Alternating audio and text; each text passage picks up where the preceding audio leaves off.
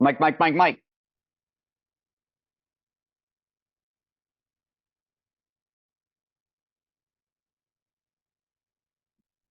Where is the USB?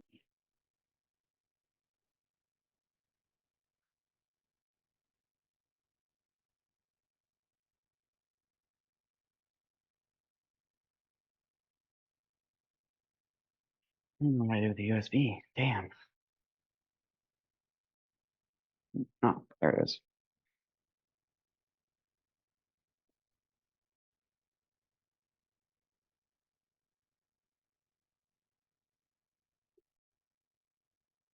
Check. Dismiss. Dismiss.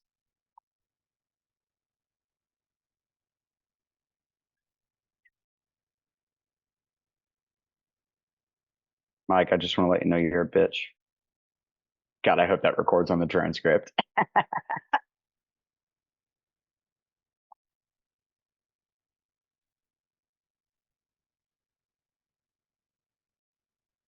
Mike's Fathom Note Taker is recording and taking notes.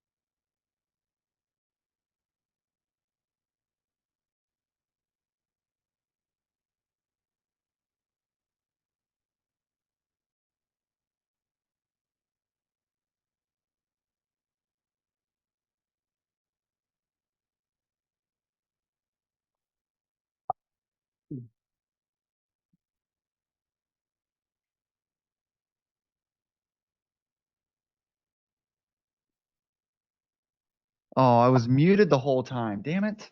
Ah, you faggot. God damn it. I How's was this like I was like, why are you not responding to me, you fucking bitch? And how's this mic sound? I think it sounds good, man. How does mine sound? Beautiful. So I got the DT mic, Oh, did you? DTI. So I'm You using got the DTI and I have the transmitter connected to the laptop and that's my mic nice. because I'm a genius. I love it. All right, hold on a second. I'm clearing out a memory card real quick. I was supposed to have done all this before, but I have not stopped dialing all fucking day. Just use your phone setup, bro. Yeah, I know I should. It'd just be fucking easy. Literally, But just get a tripod with a ring light. That's what oh, I dude, do. bro, I got the whole fucking kit and caboodle Mr. going on over here. Producer. So I've got man, I need my fucking hat too. I've got my DSLR set up over here. I got a new continuous light for video and all that shit. Um, Let me turn these lights up. My lighting sucks. I yeah, was I got the gonna whole do it in the bedroom you were in. I was like, fuck that. Well, that lighting's not bad. yeah, just do it in this, man. Desktop.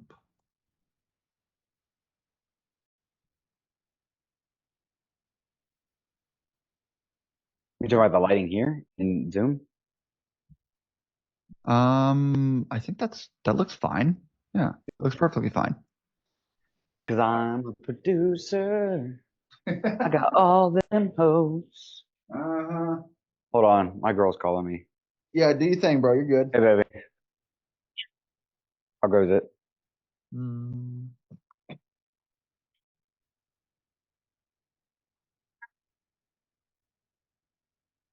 Why are you throwing your phone away? The last 30 fucking minutes. Tell me how you really feel. You feel stupid? Hours. 30 minutes? Really? So you just don't answer. It's not. I'm getting phone calls. What you doing? Hey, so you know what you can do right now? You can breathe. It doesn't sound like you're good. Uh-huh. Also, my home is also like Titusville and Melbourne. Okay. So it's like, it looks like somebody familiar, but then it's not. Hmm. I had to get another computer charger Why? because the other one broke. Did it break this time? Just the internals. So I need to get a new laptop soon anyway. So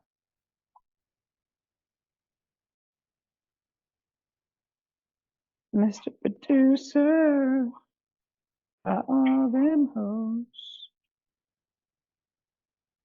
Yeah. Okay.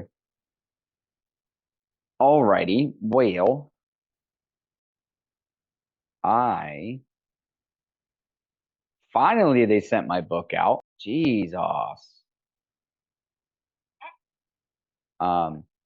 I've got a call for like the next hour. Then I have to run over to the den and I'm going to be working with Jake because I want to get a better understanding of what he wants to do with this AI thing. And then once we do that, we'll figure out where to go from there. So I probably won't be done till probably 6-ish my time, so 9 your time. So I'll give you a call then. Fine. Yeah, I'm just gonna go home and work on some stuff. I have to grade lab reports for my bio 1 kids, and then I have to grade exams for my bio 405 kids. Okay, have fun with that. I will be doing that. I was gonna fold laundry, but I think I'm just gonna shower and work on some schoolwork, and then go back to the laundry because I started last night and watched one movie and didn't even get halfway.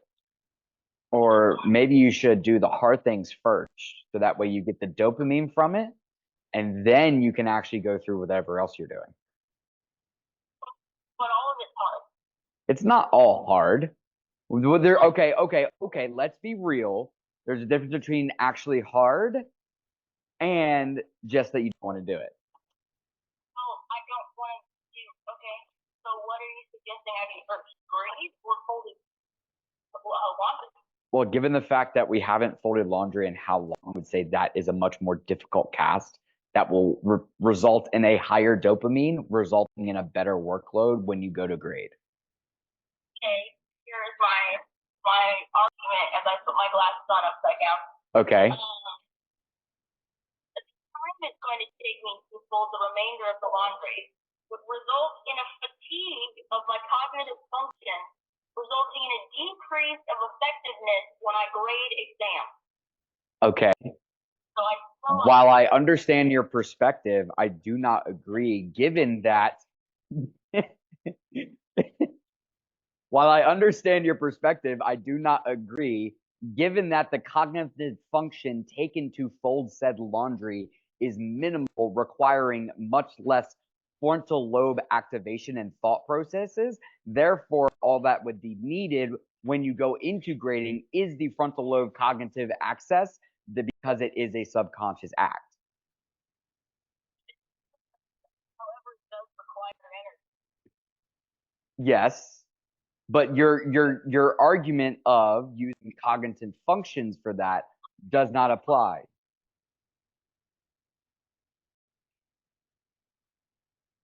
Okay.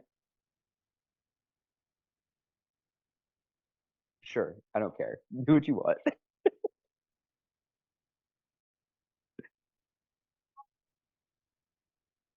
I mean, yeah, that's how we argue. That's what makes it great because we never actually argue. Okay. Huh? So get a smoothie as a reward. Well, they're gonna be close. So get a smoothie and put it in the freezer. I know. I have a lot of those. Yes, you do. Okay. I've got to get on this because we only have a set amount of time. I will call you later. Have fun doing whatever you're doing. I love you. I will chat with you later. Okay, bye. Love you. Yo. Okay, that was great. That was good timing. That was good timing. That's every conversation that we have, bro. It's fucking fantastic. Like, we never argue because that's how we handle our conversations. I love it, bro. I love it. Yep. So I'm gonna let you just kind of lead it. I'll follow your lead. Oh, Lordy. Okay. Yeah. Fuck your pressure, bitch. This fucking guy. All right, let me. We've both done interviews. We've both done podcasts. It's not like it's like, oh my God. Oh my God, what do Wow. we do? Oh man, no, dude. So we'll obviously work on the intro of this and everything. Like, I don't really give a shit about what it looks like right now, to be frank. That'll be the one thing that we need to figure out for sure. But anyways, man, I don't really have anything to go on, so I'm just gonna start ripping, and we'll go down rabbit holes as we usually do. So first one, bro. Like, Moment. I would. Oh yeah, you're good. There's not a problem at all. I'm walking into a meeting now. Does 1 hour now still work? If not, I can voice note. Go ahead. I was just a client. I had to respond to him because he's an asshole. No worries. Fuck that asshole. Yeah. No, it's not his fault. It's the team's fault. Oh, well, They fuck your team then, bro. fuck it. We can talk on this. Fuck it. Actually, it's actually a good conversation about leadership and team Okay, development. let's get it. Come on. So I'm in a situation currently where I gave my team work, and then I know their abilities are great. I know what they can do. And then they delivered a product to me that said, yes, this is what we're going to deliver to the client. Now, this work is subpar what we usually deliver. Now, the caveat on that is, and where my dichotomy comes in, is the fact that I have no authority really to speak on the quality of the content creation because that is not my lane. Understood. So really trying to figure out kind of the best route to basically tell them, in my words, this shit sucks. I can't believe that you're so arrogant that you can't fucking see that. And then my answers to you are, would you deliver this to other clients? And you say yes, blatantly lying, shows me that you're not the content creators that we thought you were. And if you aren't, then that means we're not going to be able to continue keeping you on the team. So how do you go about that without actually saying? So, and that's where I'm going to, this is all today. So it's kind of like it's kind of a leadership development type thing for me. Because what I've figured out is I like to be blunt. We know this. Yes, but in being blunt, I don't elicit the responses that I want 90% of the time, unless I've obviously different situations call for different things.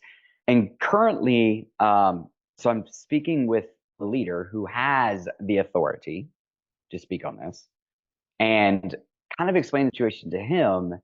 And while he's coming to me, he's just like, this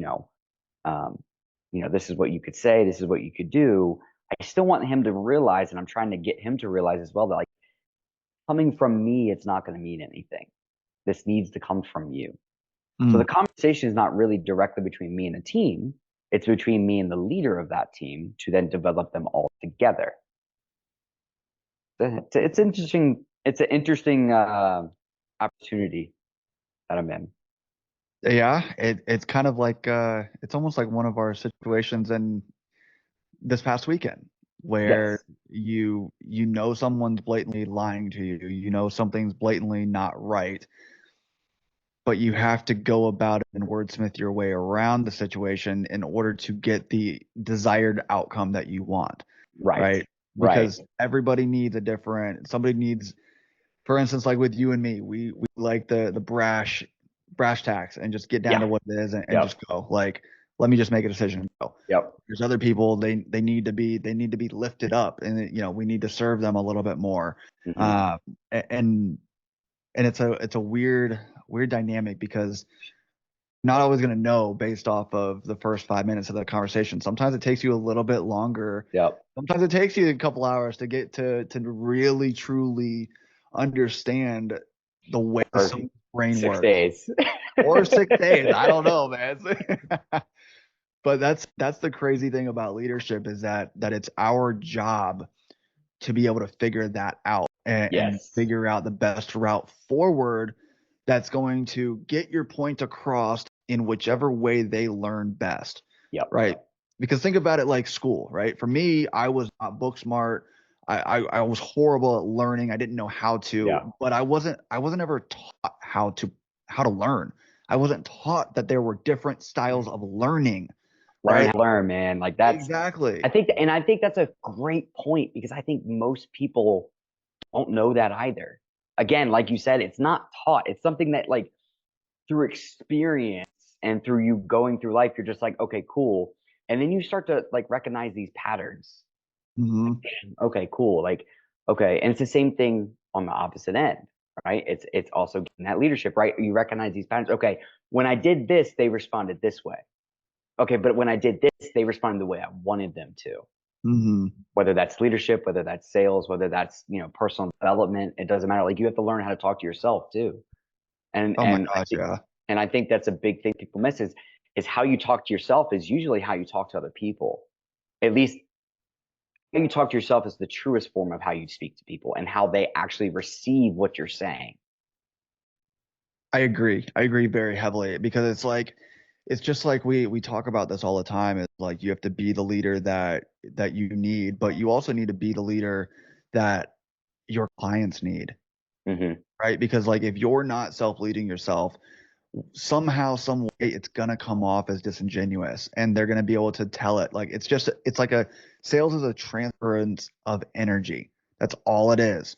So Yep. if you're transferring that negative energy, you're not showing up the way that you want your clients to show up, then how can you ever expect your clients to show up the way that you want them to show up? Because Yep. you show up a different manner in your own personal life, right? Like you can't have it both ways. Yep.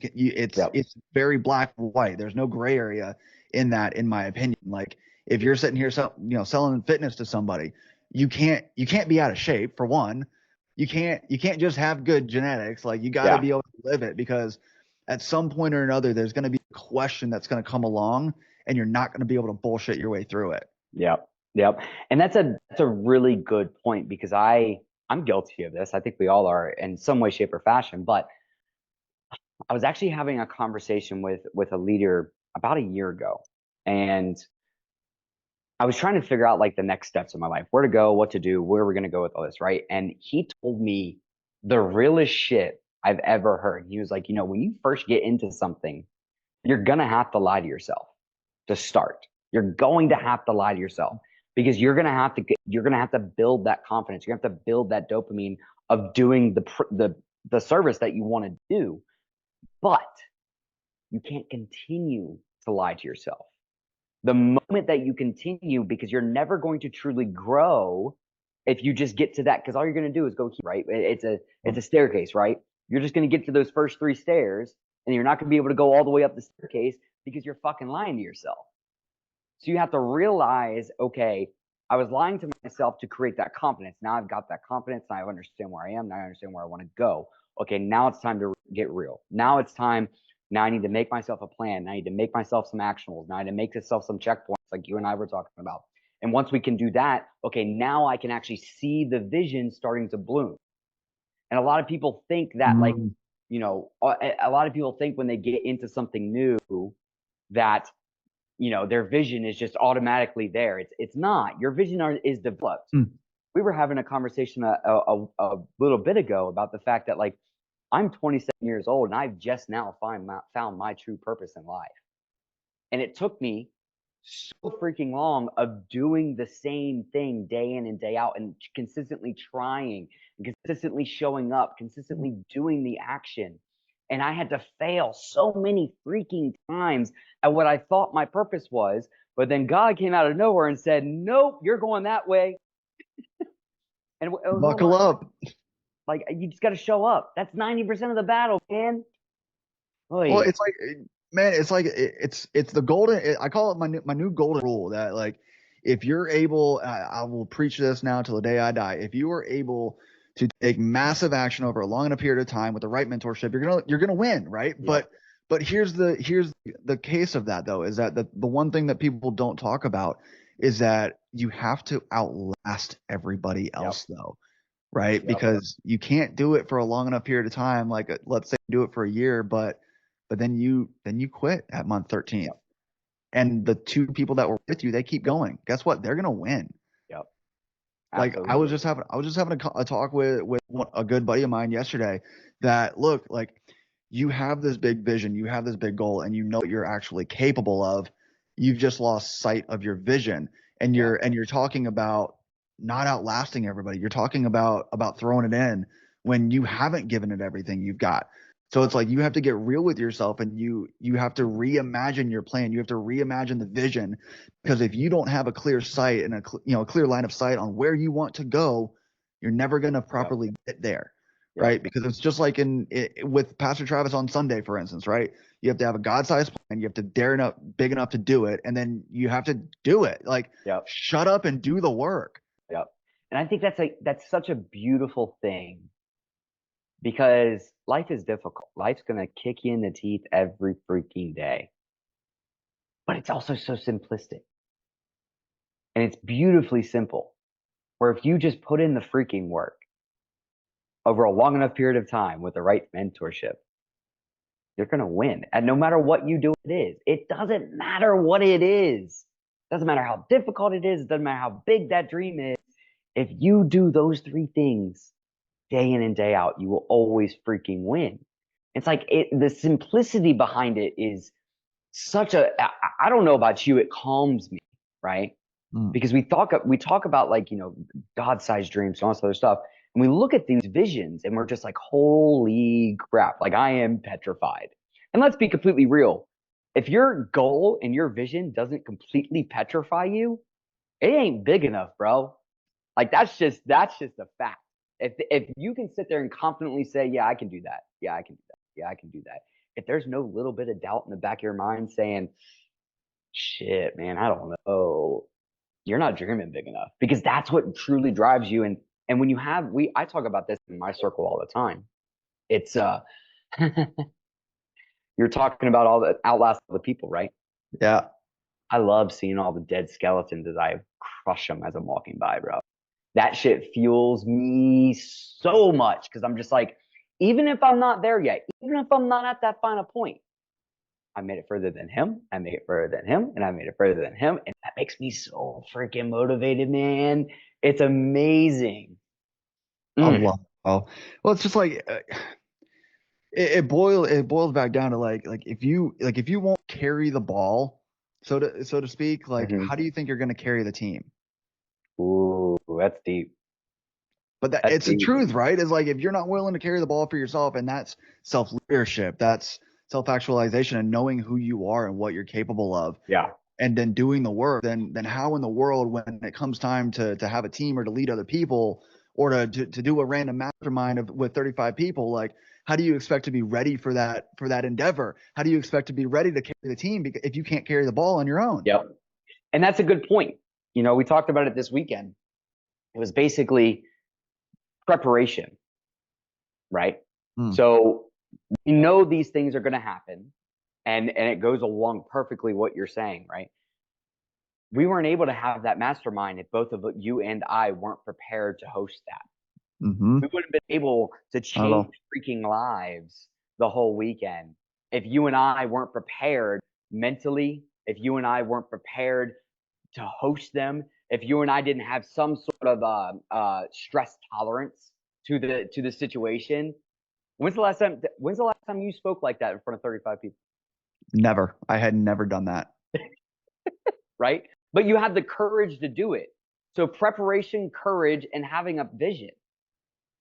Well, it's my favorite. One of my favorite sayings is when preparation meets opportunity, Yep. good things happen. Yep. And I'll make it kind of the opposite of that. There's always going to be opportunity in chaos. Oh, yeah, there always Right? is. Always an opportunity in chaos. You can think about it in a war. You can think about it this freaking election that's going on right now that I have no idea who's going to win. I haven't paid attention all freaking day. I'm just like, dude, there's opportunity in chaos. You just have to be able to seize it. Right. If you like, think of it like sales. If you were in sales during the pandemic, you won, or you should have won, because just like you said, in all that chaos, if you were smart and didn't freak out like everybody else and figured out a way forward, that you figured out there was a blueprint to win, you just had to be willing to not be a sheep and stare at the crowd. Yep. And go around the back door. All of a sudden there was a lot of opportunity there, because everybody else was getting comfortable and getting complacent and just saying, oh well, they know best, they'll tell us what to do. But instead, the people who really want to win in life, they're not going to just knock at the front door and not get in. They're going to go around the back door, they're going to go around the side door, they're going to try to tunnel their way in, right? But it goes back to preparing for that. Like it can be years before. Think of it like like the military, right? Like you had to go to basic boot camp to be able to even be in the service, right? So you had to start prepping back then. Best days of my life. Right? I can only imagine. I've heard some stories, bro. But like you have to prepare. Like when you're in the military, and as a professional athlete, right? Like you prepare every single day. And it might not be something that you're preparing for that's tomorrow. It could be for next season. It could be for God knows if we go back over, overseas, like, right? Like you never know, bro. So it's like, but the same thing is true in business as well. Is that it doesn't matter what's going on. All the people that, like you mentioned, the election, all the people that are freaking out right now about, oh my God, the world's going to go to chaos, this, that, and the third. Well, your world might, because you have not prepared for this outcome. No matter what the outcome of tonight ends up being, I know that I am prepared to win no matter what, because I don't allow that negative self-talk into my head, right? Because I'm constantly preparing for the worst case scenario. So when all of a sudden that opportunity arises, guess who's ready? We are. Yep. And a big point on that too is it's not just being prepared, but it's you individually being mentally, physically, whatever else. Those are the two main pillars, right? You have to be mentally and physically prepared, because there are going to be those situations where you're just like, shit, I don't know what to do here, right? But if you're mentally and physically prepared, then you can handle that with ease. And I think a lot of people miss that point, because even though I might not have the financial fence around my family that I want to yet, that is a goal. I know that no matter what happens, if I lose it all today, I'm going to get it back tomorrow. Right. And that kind of leads into, what is it? Andy says, competence is bred by confidence, and confidence is bred by volume.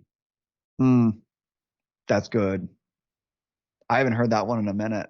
Yeah. So he says confidence is bred by competence. I added the volume onto it. Because it's true. Good. How do you get competence? How do you get good at something? You do it over and over and over and over again, right? And we're talking about goals. You ever shot a bow and arrow? Yes, actually. Okay. Right. So when you pull back the bow, you're just aiming, right? But if you don't have a target to hit, what the fuck are you gonna do? The arrow's just gonna go somewhere because you don't have anywhere to aim it at. It's just gonna end up somewhere random. But if you have a target that you're aiming at, you might not hit it at first, but if you do it over and over and over and over and over and keep failing, and then say, fuck you, I'm going to learn how to do it, and you do it over again, you're going to hit a bullseye eventually. Exactly, because you got to think. It's like I love the saying of when for a bad reason. I love the saying for a bad reason of when you get knocked down, stand back up. Yeah. I hate that saying because why would you stand directly back up when you've fallen down and not sit there for a second, learn from it, and then go 10 times harder? Because if you get knocked down and you just stand right back up, you didn't wait any amount of time. You haven't changed. Your thought process is still the same. You get where I'm going with that? Like Absolutely. if you get knocked down, fucking stay there for a second. Yep. Not for long. Just stay there for a second and go, okay, why did this happen? How did this happen? What could I have done better about it? Got it. Move on.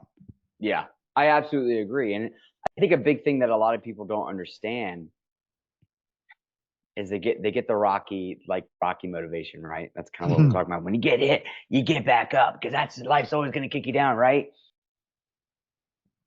Sometimes, and this is sometimes you need a hand to help you up.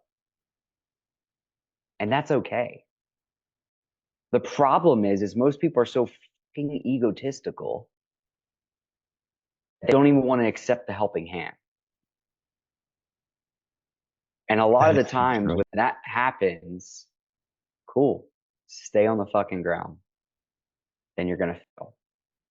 But you have to be open. You can't become arrogant. The moment you become arrogant is the moment that you will always fail. It doesn't matter how successful you are. Exactly. Because I mean, think about it. Okay. I'd written this down a while ago and I'm just kind of flipping through one of my notebooks and it's the law of explosive growth, right? So there's four things really that boil down to explosive growth, right? And what it is obviously you have something to bring to the table. Then what do you do to contribute best to your world, not to the world, to your world? Okay. What do you want to accomplish? And then how can you serve other leaders? So if you can articulate every single one of those, you go very deep into why you answered it the way you did. That's how you grow explosively, right? But the key to that is, and to piggyback off of what you had just said, is that you can't let that explosive growth turn into arrogance. Yeah. Right. We've seen it happen 100 different times in 100 different scenarios, right? Especially if you get around a group of like-minded individuals that want to be, that are just killers or on their way to be, and then all of a sudden you puff your chest out and you act all big and bad. But again, if you want explosive growth, you have to throw the arrogant side of you to the side. You have to throw your ego away. You have to just become a sponge and learn, because the quicker that you can learn and understand that you don't know everything, no matter what level of business you're at, the more dangerous you become in business. Yep. Like Andy says it all the time, if you can start from zero at the beginning of every single day, you're never going to treat it like at the end. You're always going to keep fighting. You're always going to keep pushing and persevering through whatever comes your way. Absolutely. Absolutely, man. That's awesome. I love that. I think a lot of people, we all love being around like-minded people. We all love people like us. But are people like you who you would hang around? Because themselves that. Yeah. Would I hang around with myself? If you could make 5 clones of yourself, would you hang around you? Probably not. At this point, I don't know. I'm not who I want to be yet. It's not about who you want to be. It's about who you are every day. Right? Are you serving people? Are you consistently leveling up? Are you always looking for knowledge? Are you fucking disciplined? Are you inspiring others? By inspiring others, you can inspire yourself. Are you helping others every single day? It's never just about who you are. It's about what you're doing, the actions you're taking, the words that are coming out of your mouth. How do you speak about your friends? How do you speak about the people you work with? How do you speak about the people that's going on the street? How do you speak about that homeless person that has nothing in life, but is the happiest person in the world? Yep. God, I love that. That's so true. Dude, I'm gonna be honest, that's something I struggled with greatly before, and I'm still not perfect at it, but the judgmental side, You know, Mhm. that's something that was so deeply ingrained in my head from just what I was conditioned Yep. around, right? Like, oh, they're lesser than, like, oh man, why can't they do this, that, and the third? Yep. And it's not always the case. Sometimes they've gone through hard, just incredibly hard things, and Yeah. they're going through, let's say from a military perspective, because that's the family that I've got, is that sometimes my grandfather had PTSD, and if I try to talk to him about World War II, I wouldn't hear from my grandfather for another week. Yeah. He would just disappear. And what you probably didn't realize is it had nothing to do with you, Yep. except he was trying to save you. Because Yep. there's certain things that when you so he was drafted, and Yeah. when you volunteer for something like that, there's certain things that you just wish you would have never seen. Right. And it's hard for people to understand that, but I'm going to make it very, very simple. You've gone through things, you've experienced things, you've done stuff in the dark that nobody but God knows about. You wouldn't tell everybody about that because they don't need to know. True. They wouldn't be able to handle it mentally. They wouldn't know how to take that information. They would perceive you differently if they knew, right? Now, some of these things are powerful. Some of these things can be used strategically. There are a lot of things that only God knows, and He's only one that needs to know. Because when you lay your burdens at the cross, you will then be lifted up. Like that's just how it works. That's And we so just got true. super serious real quick. Oh, it's so true. It's so true. But that's it, bro. Is that, look, some companies might be able to handle it, but at the end of the day, does it serve them? Yeah. Because I'm in a season where it's like, if something doesn't serve me or others, it's not important. Like, seriously, like if information doesn't serve the other person on the other end, it doesn't matter. So the same thing could be said about that. It's like, that information doesn't serve me, and you're right. I would probably give a skewed view of the individual without even trying or realizing it, because I wasn't there for it. Yep. It's the same thing in anybody's trauma, like in anybody's day-to-day life, like on a civilian side, right? Yep. Is like, if, like, we heard a couple of stories this past weekend about some crazy traumas. Now, Dude, to it's giving me somebody, chills thinking about it, dude. I, Like it yeah, was such an amazing weekend. but that's the thing, bro, is that some circles are safe to let that out, and to release that trauma, whereas some circles are not the right place to do that, because Yep. some people will go, ooh, I don't know if I like that. But I here's the don't know. thing. Hold on, let's unpack that. Let's unpack that. I love it. If you're in those circles where like, I don't know about that, you're not in the right fucking circle, my guy. Uh-huh. Come on now. Like if you're in those circles and you can't lay your heart out every single day, and they don't show you love and compassion and empathy and drive you to get better, you are not in the right fucking circle. That's just facts. You always have to be in those circles where you're there. You can say, dude, I can call you anytime, Mike. Hey man, I'm going through this and I don't know what to do. I fucked up. Cool. Awesome. You're an idiot. Get your shit together. This is what we're going to do. Cool. Awesome. Appreciate it. Love you. And you drive on, right? You got to have those people. And I cannot remember. Do you remember who was talking about it where they were like, who is your 3 a.m. friend? Mm-hmm. Who's your 3 a.m. friends? Most of us don't have any. That's I the have truth, one, man. maybe two, three now. I was about to say, I've got 2 now. Yeah. Well, that's a lie. 3 now. You know, if you call my ass, I'm going to come in with every one of my guns. Who we carrying, motherfucker? Hey, hold on. Let me get my Canada guy on a flight real quick. Hold on.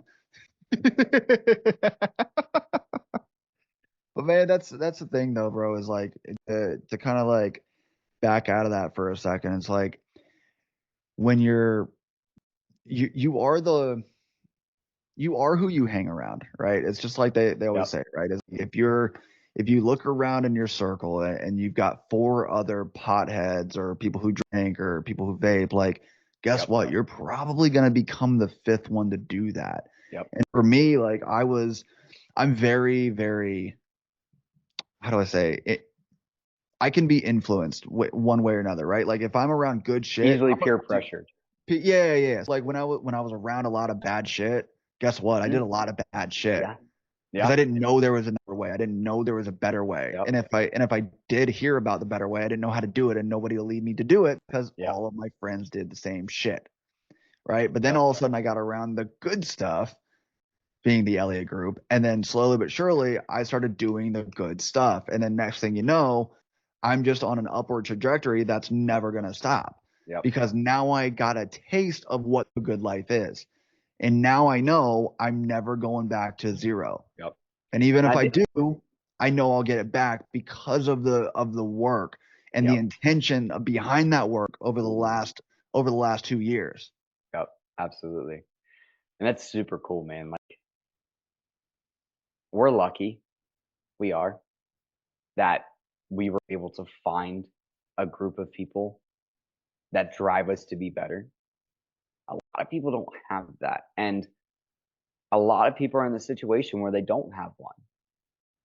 And in those situations, you know, I've actually been asked this a few times because I speak to 1,200 high schoolers every Sunday. And they're like, how do I do this? And I'm like, look, if you have no one that is pushing you to get better, then you need to consume as much information about those people that are where you want to go and learn from them. Download their brain, download who they are as a person, download how they live life, right? And then go do that and figure out and take what works for you and dispel everything else, right? Too many people in this world, they don't like one thing about one person. I'm never going to listen to that person again. Mm-hmm. But what about the other 99% of shit that he said that was fantastic?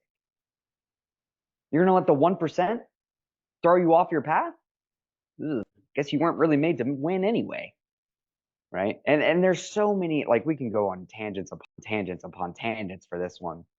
And it's like, okay, I can't find a group of people. I don't have anyone to learn from. What now? You have to become the best version of everybody. You have to become the leader now. It's your freaking destiny. God put you in that situation to become the best version of you to be able to influence by doing it. And if you can't do that, then can't lead yourself. You can't lead others. Well, it's just like there was, man, you remember the about the the trifecta.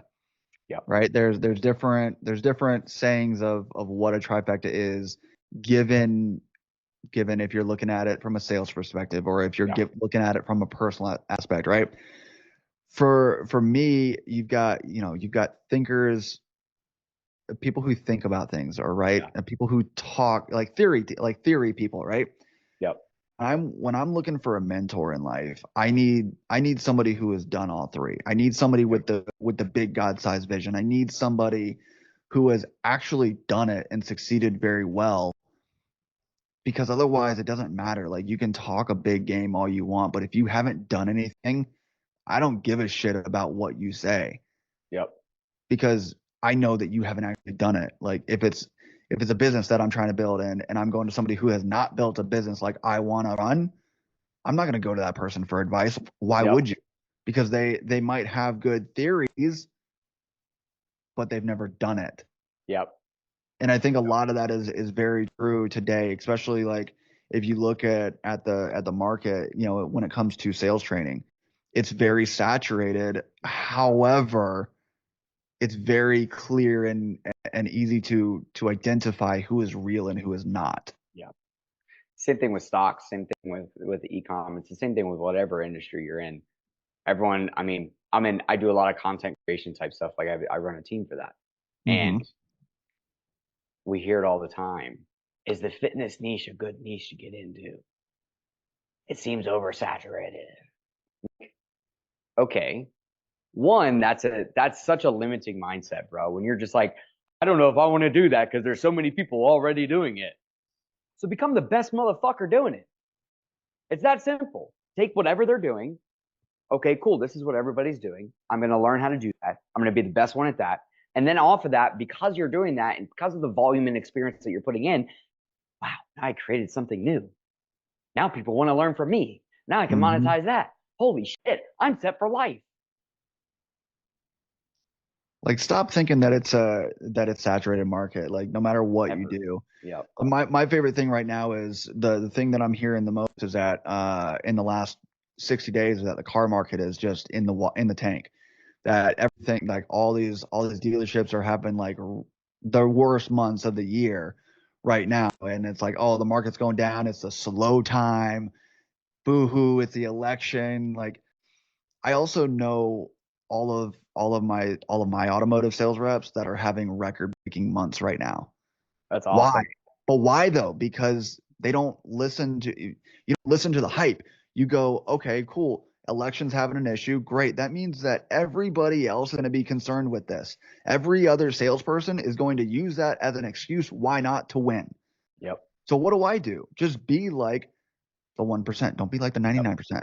Right? If an election's going on, then great. Use it to your advantage. If you don't believe in your product and you don't believe in yourself as the best person to solve that issue, no matter if it's cars, no matter if it's sales training or whatever, then you're not going to be the right person. And that will show up by that person objecting to something and saying, I need to wait, or I need to talk to my spouse. I need to talk to my cat, because you haven't proven yourself as the professional that person needs to solve their problem, because you haven't taken ownership of any of your insecurities or your issues.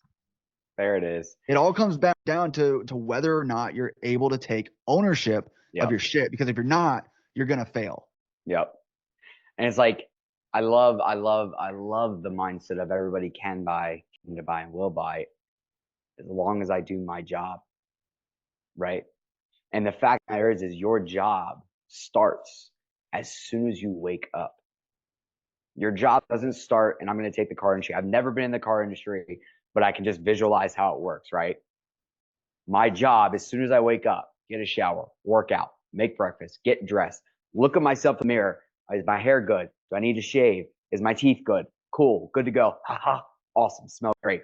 Then I drive to the car lot. I go to the car lot. I take my inventory. What do I have on the market? Cool, awesome. Now I walk into the dealership.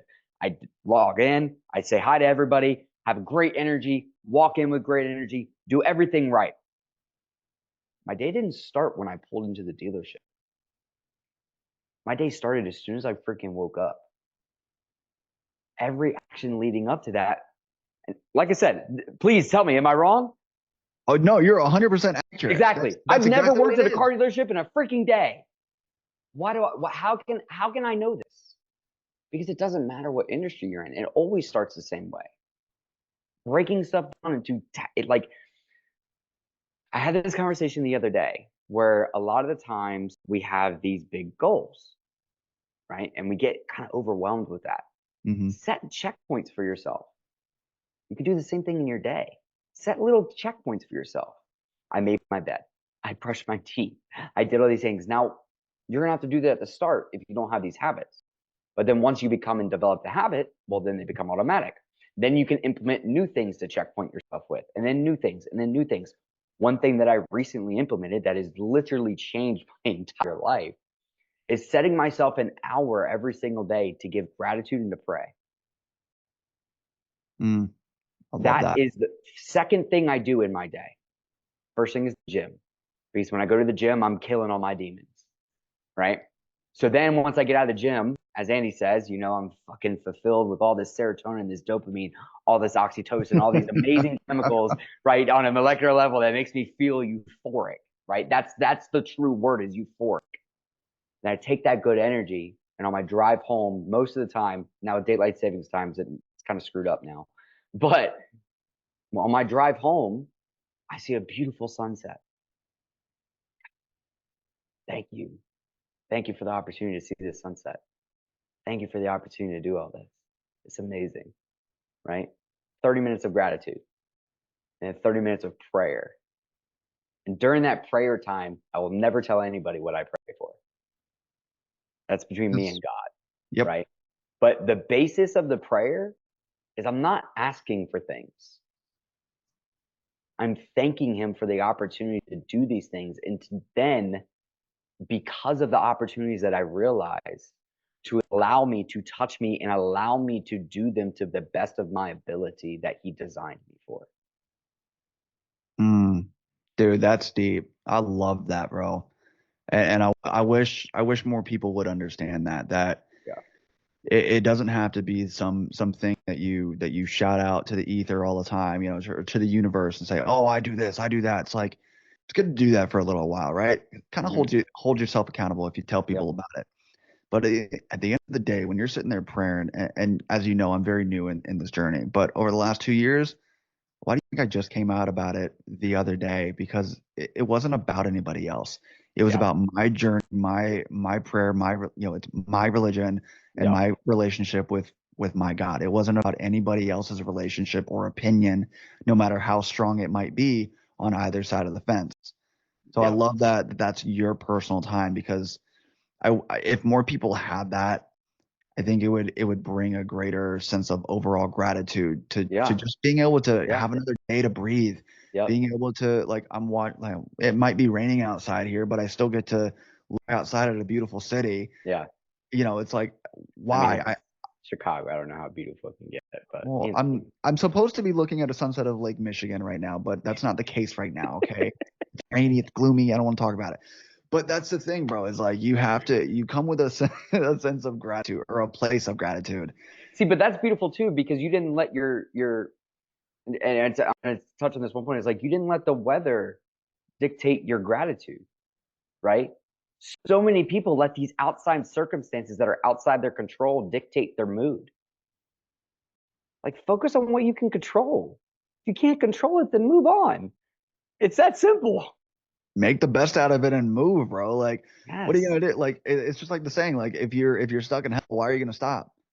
That's true. Like, keep It's going. a beautiful song. That's a beautiful song. Yeah. Walking through hell. Keep on moving, don't slow down. Oh gosh, dude. Okay. You just unlocked a freaking core memory. Come on. So when I was a kid, we used to go to like Pop Warner football. So we'd go drive out to this field, and it was at the same time every single day. My dad would get done work, I'd get all dressed, we drive out to the field, we go from the beach and we go inland. And it was about it was like a 15-minute drive, give or take. And no matter what, the radio station played the same 5 songs on that 15-minute drive. And as we're going across the outside of this field, dude, I can smell this right now. That's insane. Oh, I could smell that fresh cut grass. I can like feel the air. I could smell like the gear in the back that just had that stench, even though you washed it and it never gets out, right? Like I can literally, I'm there right now. But we would drive up the side of this field, and there'd be like 4 different fields. They just have goalposts, like random goalposts. It wouldn't even be a full field. But I loved it, man. We were the Sharks. That was our name. It was the Cape and Lopez Sharks. And I'd get out of the car, I'd go back in the car, I'd sit there, I'd say, thank you for taking me to practice. And every single time, Going Through Hell by Rodney Atkins was playing on the radio every single freaking time that we were driving along the side of this field going to Pop Warner practice.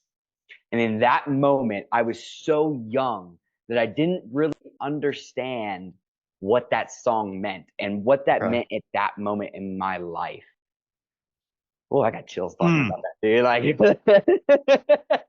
God, man. There's speaking of memories songs, and then there's memories. yeah. A core memory of mine, speaking of songs, is one of my dad's favorite artists of all time was Tom Petty. Oh, Like, that was just one of like top 3. Yeah.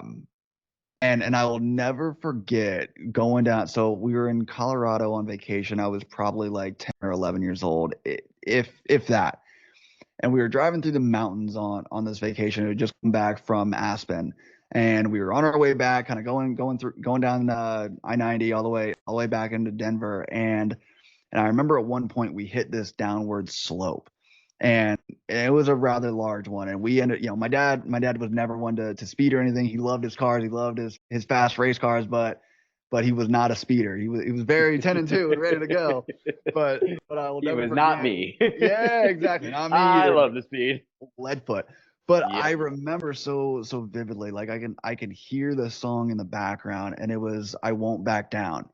And I remember him looking over and go, and my dad again did not cut usually, Yeah. and he looks over me and goes, "Holy shit, we're going 120 miles an hour!" I mean, we're flying down this freaking mountain, bro. I mean, we're going. I'm like, I'm an 8 to 10 year old kid. I'm like, "Great." And he's like, what's going on? But like that's one of those memories like I will never forget. And anytime that Yeah. song comes on, like it's almost hard to listen to right now, but it's one of those Yeah. songs that when it comes on, it just I can go back to that very second, that Yep. very moment. I could close my eyes and I'm right there all over Yep. again, bro. Yep. So like I It's feel you on cool. that, man. And It it's is. crazy too because like obviously, we have these core memories and it has a happy memory, right?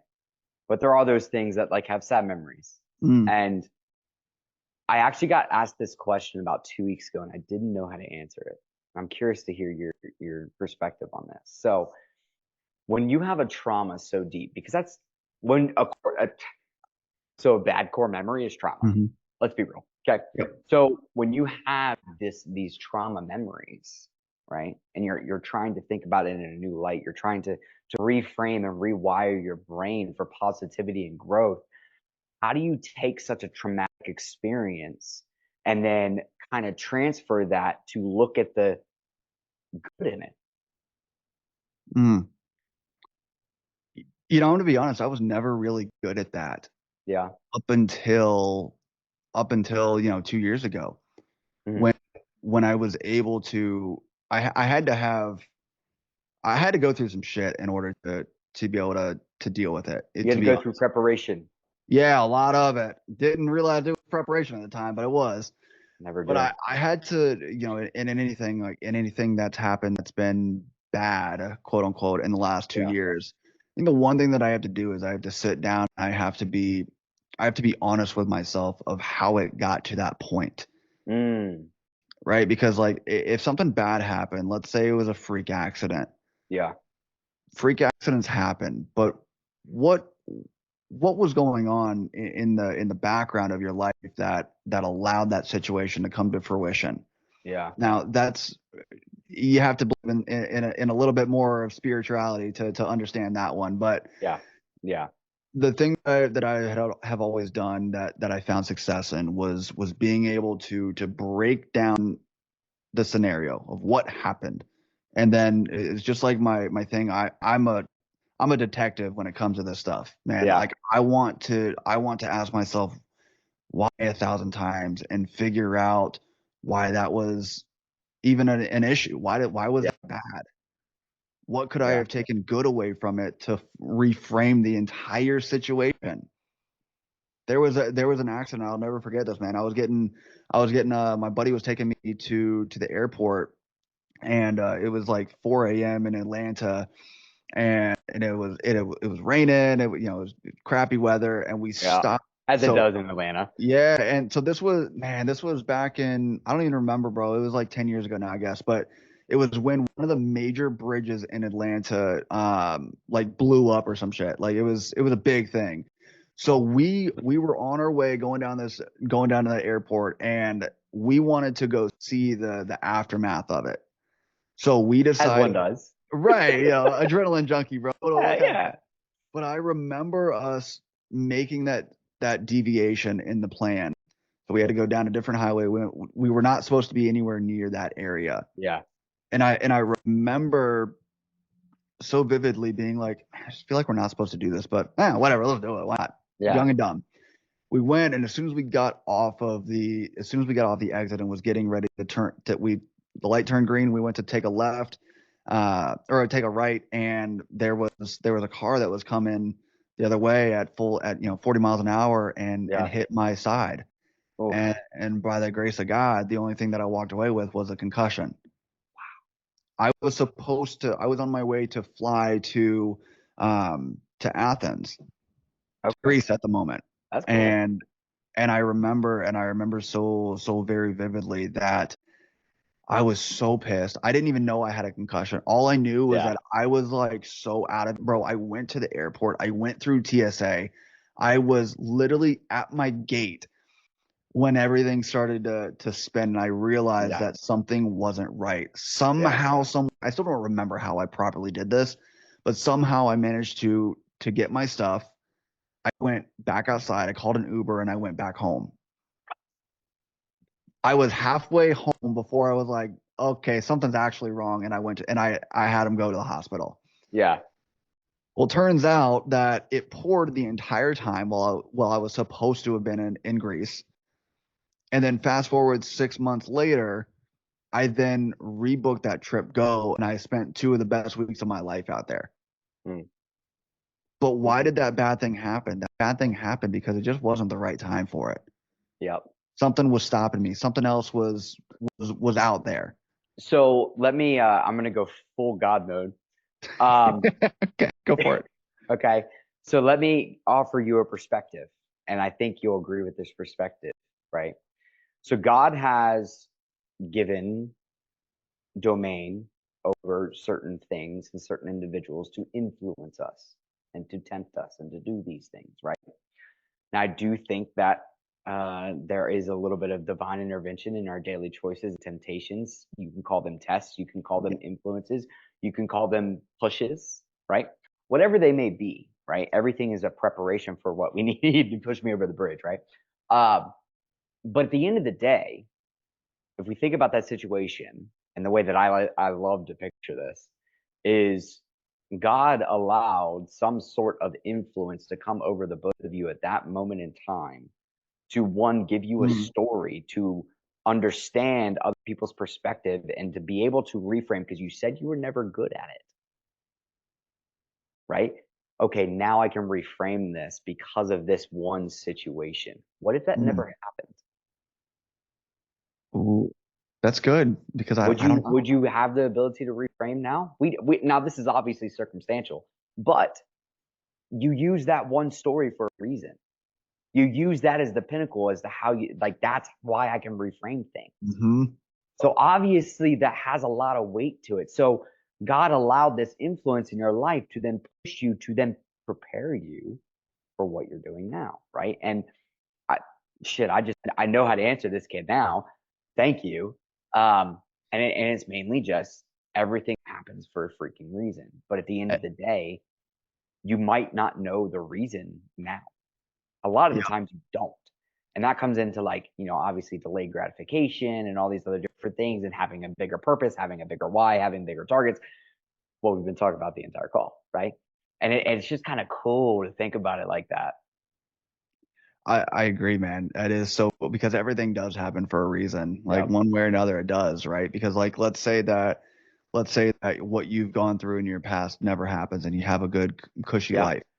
Yeah. Are we here right now? I would probably venture to say probably not. Yep. Because everything that you've gone through in your life has led you to where you. Yeah, like I didn't grow up like I feel out of place like leading people sometimes. Because I didn't grow up like in a broken home. I didn't grow up with all these, different things. I just made shit choices. Right. Honestly, like I just made shit freaking choices.